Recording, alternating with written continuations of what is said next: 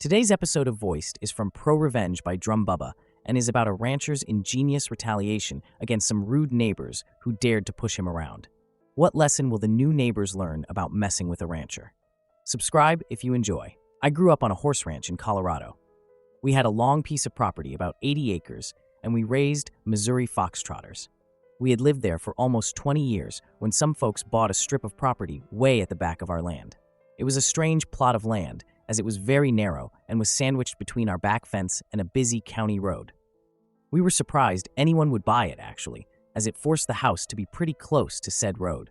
Well, we never met these new neighbors until one day my dad gets a notice from a lawyer telling us that after having surveyed the property lines, our back fence encroaches on their property between 3 and 6 inches, depending on the spot along the fence line. These folks had never met us, never introduced themselves. Our first introduction was this legal demand. My father was a salt-of-the-earth kind of man, very kind, but also very strong-willed. He called these folks, arranged a meetup, and tried to talk some sense into them. First, did 3 to 6 inches really matter that much, and why had they not come to us to talk it through? He even offered a number of different compromises. These folks were hostile from the get-go. They demanded he move the fence immediately, or they would sue. Apparently, the law stated they had to put their house so far away from our fence line, and they wanted to push it as far back from the road as they could when they built it, so they wanted that 6 inches very badly. I still remember when my dad got home from the meeting. He hung his hat up and shook his head when he told my mom in his slow way. Well, looks like we got the kind of folks for neighbors you don't ever want to have for neighbors. They sued and won, and we were forced to move the fence in 2 weeks. I say we because I was the free labor, as all farm kids are in this kind of thing. All that fencing material and the time were a big cost for my family, but we got the work done in early spring. Here is where the fun comes in. So the new neighbors broke ground and built all through the end of winter and into spring. The very next weekend after they had moved into their house, Dad rousted me out of bed and we took the big truck into town to the lumber yard. I was extremely puzzled as we loaded up a bunch of fencing material and building supplies. We didn't have any big projects going that I knew about, and I kept asking him what it was for, but he just told me to wait and see with a devilish smile on his face. We built a pen and a small enclosure very near our back property line, directly behind the neighbor's new shiny house. The next day, one of our farm friends delivered a half-dozen pigs to their new home. Dan insisted on feeding those hogs table scraps and all the things that would go in the composter, as well as some good balanced hog feed to keep them healthy. Now, you may not know this, but the smell of pig excrement is directly related to what they eat and their pen. Table scraps make them smell bad. I mean, really bad. I had to drive the four-wheeler back there every day to take care of them, and within a month, halfway there, my eyes would start watering. It smelled so bad. When we mucked out the pen with the bobcat, we also made the pile right next to the pen. I can't even imagine how bad the smell was living in that house. The neighbors, of course, freaked out, and again, without ever even trying to talk to us, went the legal route.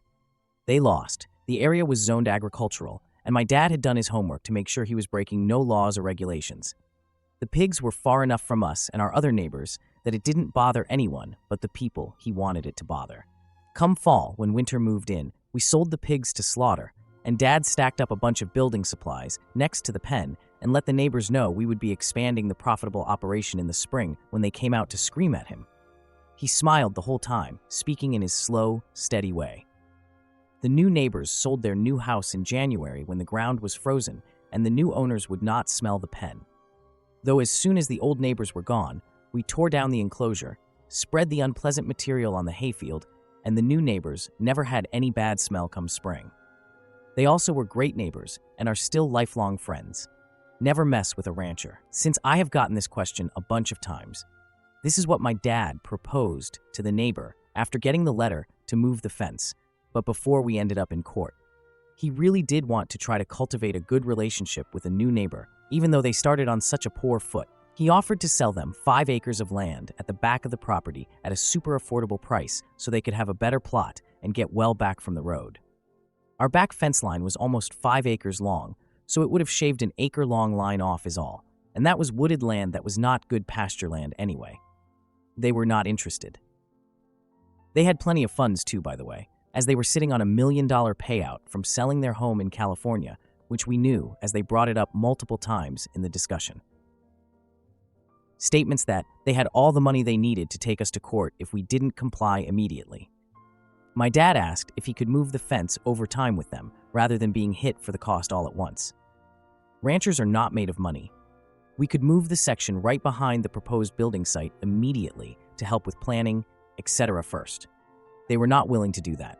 It all had to be moved immediately. Lastly, my dad was friends with the two guys that did the inspections for the county for this kind of stuff. We had built many additions and changes on the ranch over time as well.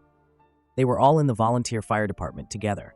He offered to get all of them together and see what options they had for dealing with the offset issue.